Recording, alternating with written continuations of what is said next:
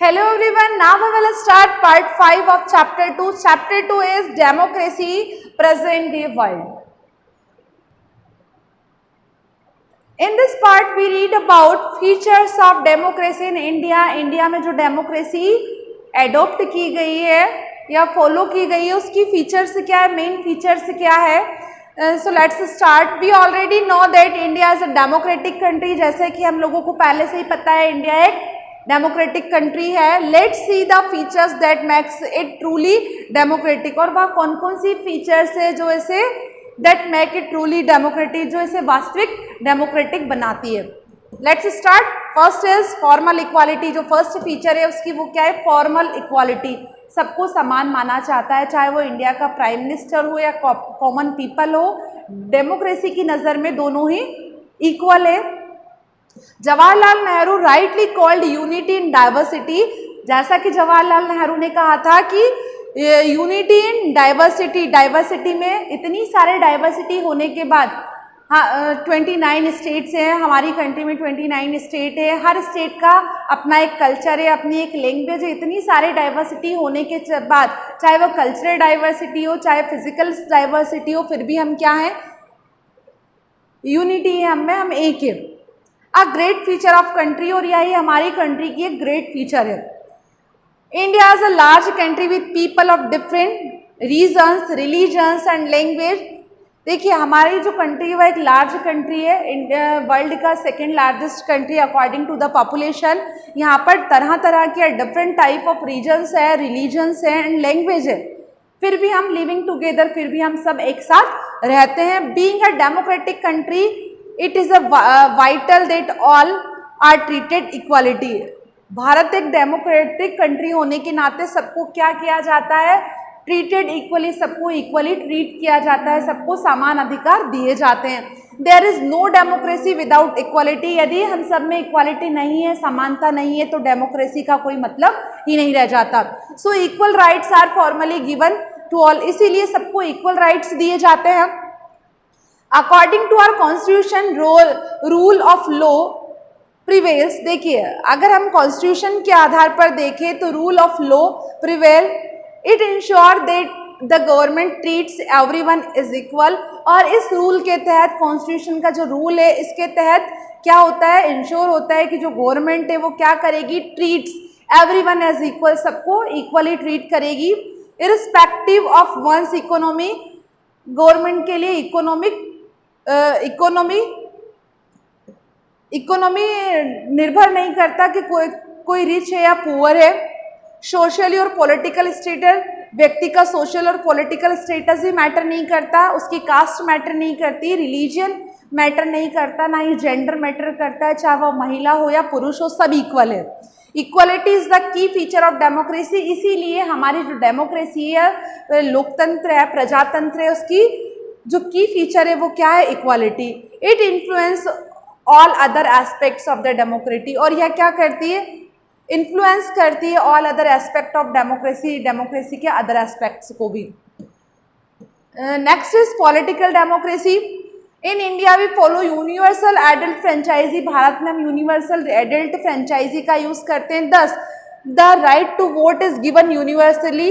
Every adult irrespective of his her caste, religion, reason, language, colour और status. देखिए सभी के पास वोट करने का अधिकार है, चाहे वो किसी भी कास्ट का हो, चाहे किसी भी रिलीजन का हो, रीजन का हो, चाहे वो कोई सी भी लैंग्वेज बोलता हो, चाहे उसका कलर कुछ भी हो और चाहे उसका स्टेटस कुछ भी हो, चाहे वो अमीर हो गरीब हो, यह मैटर नहीं करता. And every vote carries equal value. और सभी के वोट की इक्वल वैल्यूज होती है. ऐसा नहीं कि प्राइम मिनिस्टर वोट करेगा उसको 100 काउंट किया जाएगा और हम जो वोट करेंगे उसको 1 काउंट किया जाएगा. ऐसा बिल्कुल नहीं है. सबकी जो वोट की वैल्यू होती है वह इक्वल होती है.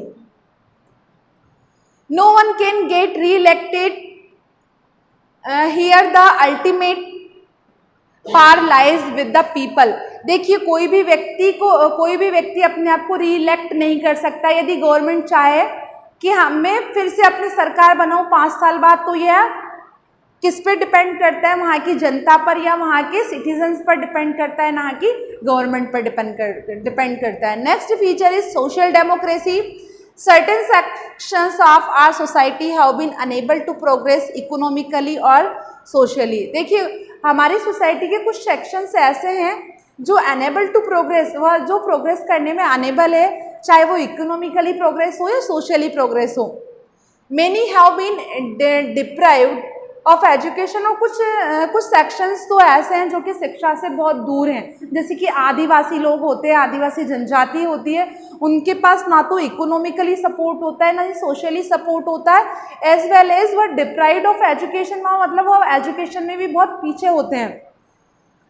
दे need to be provided with opportunity. ऐसे में क्या होता है कि इन लोगों को नीड होती है, आवश्यकता होती है, प्रोवाइडेड विद अपॉर्चुनिटी, कुछ अपॉर्चुनिटी इन्हें दी जाए, एंड असिस्टेंस फॉर डेवलपमेंट, इनको डेवलपमेंट के लिए असिस्ट किया जाए, इनको सहयोग किया जाए। After independence some provisions have been included. स्वतंत्रता, भारत की स्वतंत्रता के बाद मीन्स 1947 के बाद कुछ प्रोविजंस, कुछ प्रावधान ऐसे बनाए गए हैं, included in the our constitution, हमारे कॉन्स्टिट्यूशन में कुछ प्रावधान को जोड़ा गया है टू क्रिएट सोशल इक्वालिटी।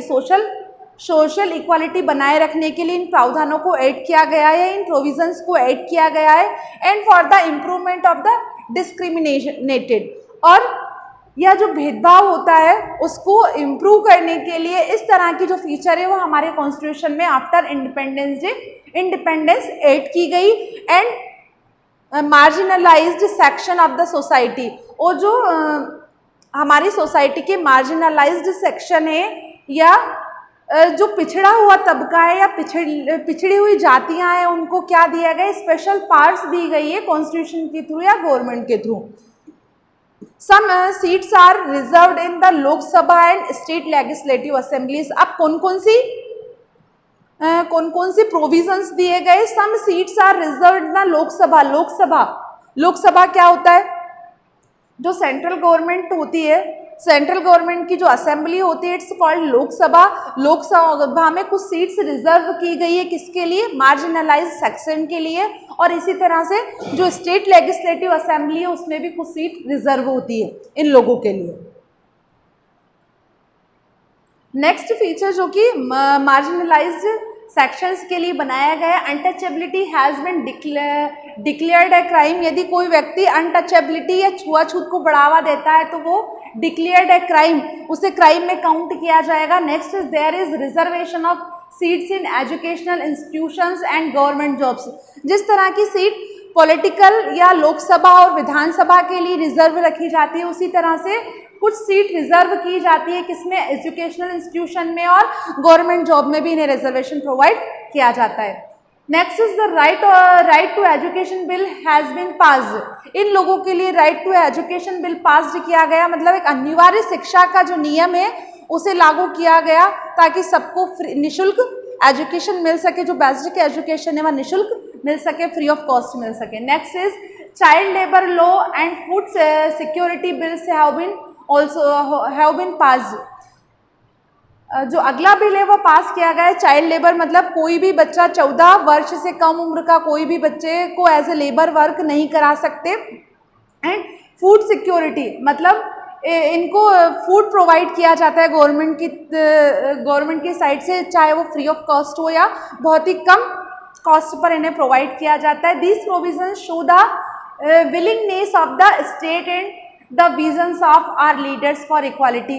अब इस तरह के जो प्रोविजंस है वो क्या शो करते हैं कि हमारी जो स्टेट है या हमारी जो सेंट्रल गवर्नमेंट है, हमारे जो लीडर्स है वो क्या चाहते हैं कि सारी कम्युनिटी में इक्वालिटी बनी रहे।